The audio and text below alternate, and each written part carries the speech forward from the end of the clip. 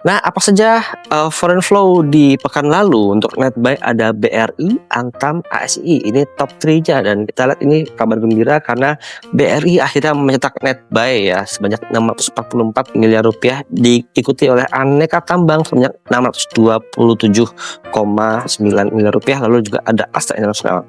Nah, cuman ini net sale-nya masih besar nih. Pindah sekarang ke Bank Mandiri di peringkat kedua, setelah untuk Bumi Resources ada net sale-nya 1,5 triliun rupiah. Jadi tampaknya asingnya entah ini pemegang saham utamanya atau mungkin mereka melakukan take profit setelah harga sahamnya naik cukup signifikan di saham Bumi Resources. Nah, dari SBN atau surat utang negara ini ada net buy sebanyak 3,23 triliun di awal Januari. Jadi mantul ini akumulasi net buy-nya cukup bagus.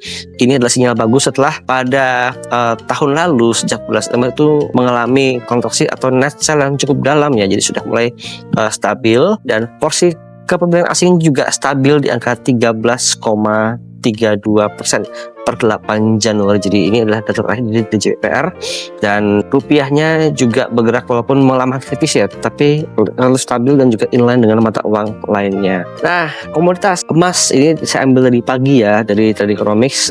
Ini all time high lagi di 4590,9, jadi 4591. Jadi trennya naik terus. Cuman bisa kita lihat kalau di balik grafiknya ini adalah pelemahan daya beli US dollar ya. Jadi bukan emas yang naik, tapi karena US dollar yang melemah daya belinya, jadi relatif terhadap harga emas ini seolah naik ya. Tapi ini adalah sinyal kurang begitu baik buat keseluruhan, karena kalau misalnya dolarnya melemah berarti kan karena semua mata uang ini berpatokan kepada US dollar karena dia sebagai reserve currency, jadi bisa cukup besar guncangan terhadap ekonomi global. Ini kita lihat tambah lagi juga kondisi geopolitik setelah pekan lalu Amerika menyerang Venezuela dan menculik Presiden Maduro.